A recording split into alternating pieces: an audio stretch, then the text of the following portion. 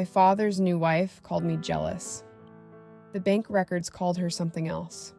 My dad was the steadiest man I knew, an engineer, a widower, the kind of person who labeled his extension cords and balanced his checkbook to the penny. After my mom died, he was lonely in a way that frightened me. So when he met Vivian, warm, attentive, 15 years younger, always touching his arm, I wanted to be happy for him. I told myself the discomfort in my stomach was grief or selfishness. I told myself a lot of things that year.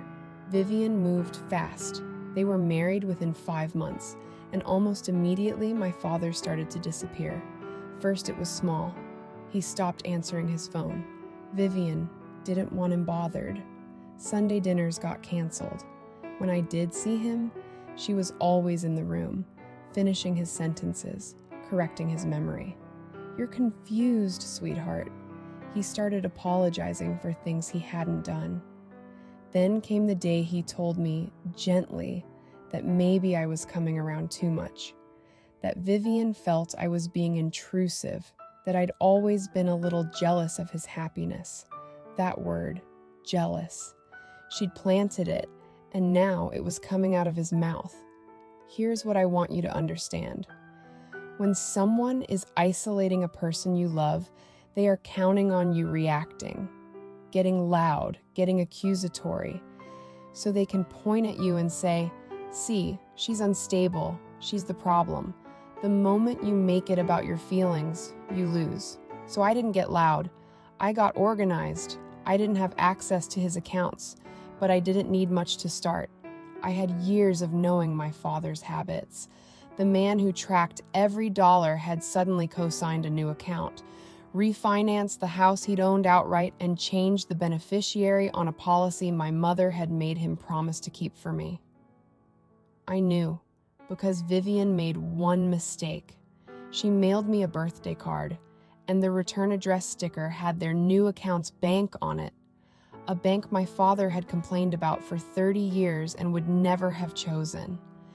I took everything I had to an elder law attorney named Ruth Okafor. I learned words that week I wish I'd never needed. Undue influence, financial exploitation of a vulnerable adult. She explained that isolation plus money movement plus a sudden change in documents isn't a feeling. It's a pattern courts recognize. She brought in a forensic accountant to trace where the money had gone, and she told me to do the one thing that actually protects someone. She helped me file a report with Adult Protective Services quietly and request a welfare check. While that worked, I did something simple. I looked Vivian up. Her real name, the one before the 3 she'd used since, belonged to a woman who had been married twice before, both times to widowers in their 70s, both of whom had died with far less than they'd started with, and whose children told stories that sounded exactly like mine. It wasn't a marriage. It was a method. I didn't confront her with any of it. People running a con get sloppy when they think they're winning, and Vivian thought she'd already won. The forensic accountant found it all.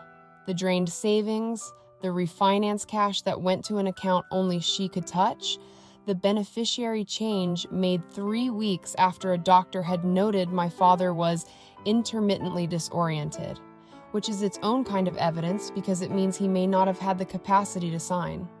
The APS caseworker found a man being kept from his family, taking medication he couldn't account for. The court did the rest. A judge voided the changes made under undue influence. My father's house went back to being his. The beneficiary on my mother's policy was restored. And because the money had crossed certain lines, Vivian wasn't just facing a divorce. She was facing the kind of attention that follows a person across state lines, where other families were waiting with the same story. The hardest part was never the law. It was my father. Getting him back meant sitting with a man who had been told, every day, that the daughter fighting for him was the enemy. It took months. It took patience I didn't know I had. But one afternoon in the kitchen of the house that was his again, he looked at me and said, "You kept coming back." Not a question.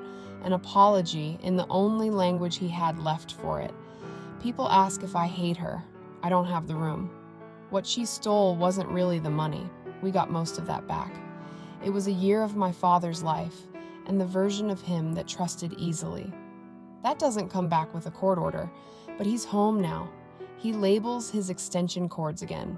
He balances his checkbook to the penny, his own checkbook, in his own name.